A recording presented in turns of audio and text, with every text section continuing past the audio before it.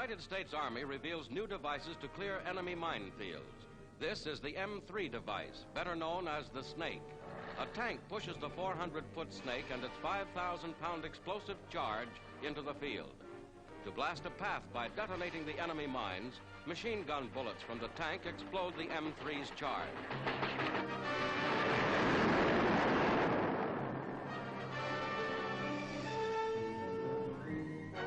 For clearing anti-personnel mines, another Snake, the M1, comes into play.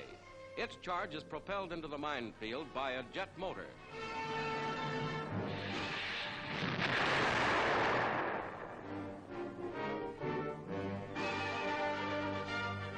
In heavily mined areas inaccessible to tanks, the M6 takes over.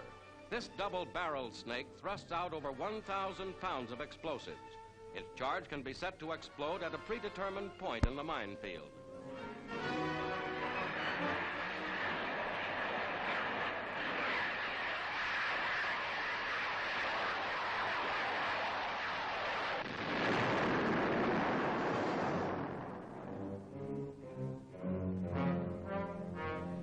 Another M6 starts on its sizzling way.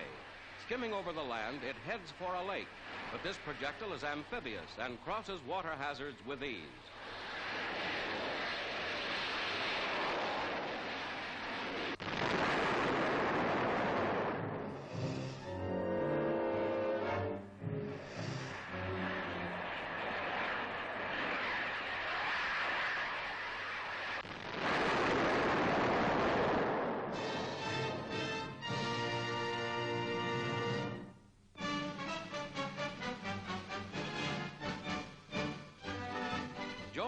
World's heavyweight boxing champion, tests his famous right arm in bowling practice.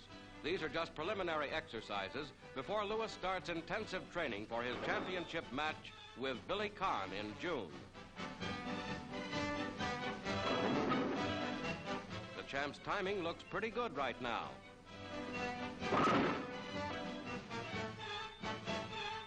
At Hot Springs, Arkansas, challenger Billy Conn takes to the road to harden leg muscles, then into the gymnasium to work on timing his punches. The challenger is taking his training seriously. His shiftiness of foot almost beat Lewis in their first bout in 1941. This easy-looking exercise is really torture, but it's guaranteed to reduce the waistline. Conn is working hard for his second chance at the title. Last time, Lewis knocked him out.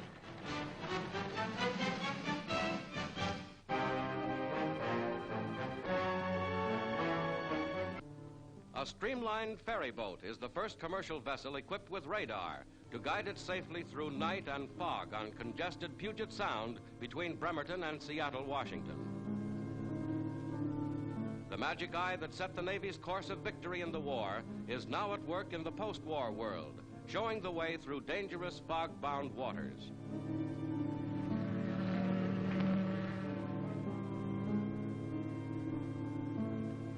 On the radar screen is revealed the presence of channel markers, obstacles, and shorelines, a scientific marvel charting a safe course in the peacetime pursuits of commerce.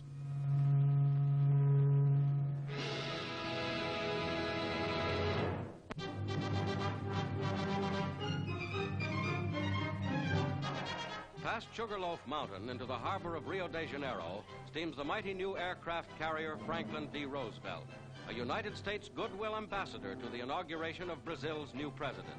The maiden voyage of the world's biggest carrier is a mission of diplomacy.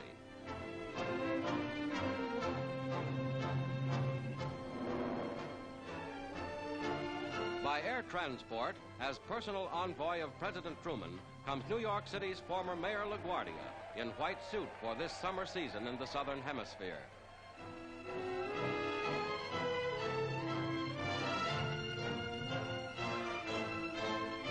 Guardia holds a press conference in Portuguese with a little help from an interpreter. He is well known in South America because of his active support of the good neighbor policy. Cynosure of all eyes, he arrives at Tiradentes Palace to attend the inauguration of General Eurico Gaspar Dutra, newly elected President of the United States of Brazil.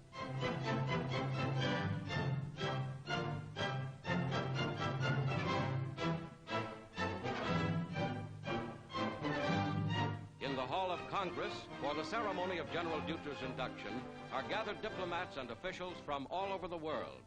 The provisional president, José Linares, hands over the reins of government to the first chief executive ever elected by direct popular vote in Brazil. One more honor for the Republic's distinguished soldier.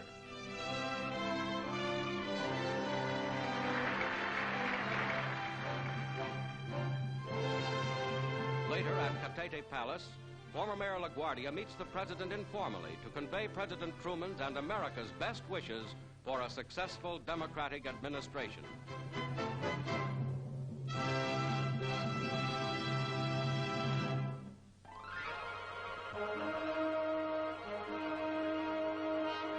Florida's sponge fleet, the largest in the world, resumes full post-war operation.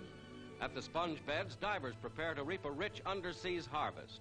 This single fleet of less than 200 boats takes a $3 million cargo each year out of the Gulf of Mexico. Working 150 feet below the surface, divers range wide areas to rake in the sponges.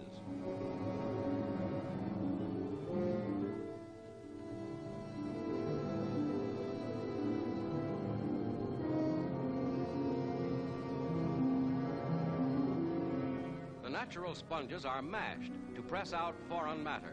Fouled airlines and occasional attacks by sharks and barracuda make sponge diving a hazardous occupation. Tarpon Springs is marketplace for a big-time industry located at the bottom of the sea.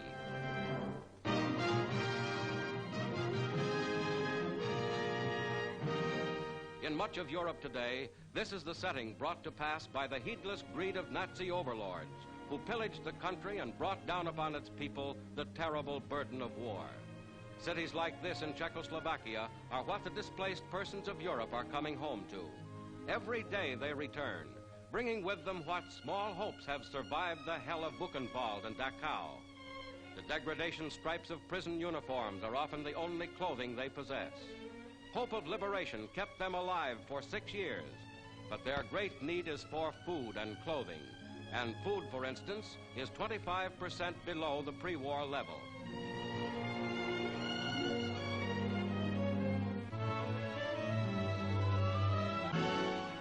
Distribution, another problem, is expedited by the United Nations Relief and Rehabilitation Administration using United States Army trains and trucks. Because Europe will depend until her next harvest on outside help, President Truman has directed drastic conservation of American wheat, fats, oils, and dairy products, the return of some wartime rationing to America if necessary, and an increase in export to needy peoples. American military transport, enlisted by UNRRA to aid in its reconstruction program, gives first priority to the delivery of medicine, for where there is need of food and shelter, there lurks disease. Clothing from overseas helps out against the cold of a hard winter, which has yielded little fuel.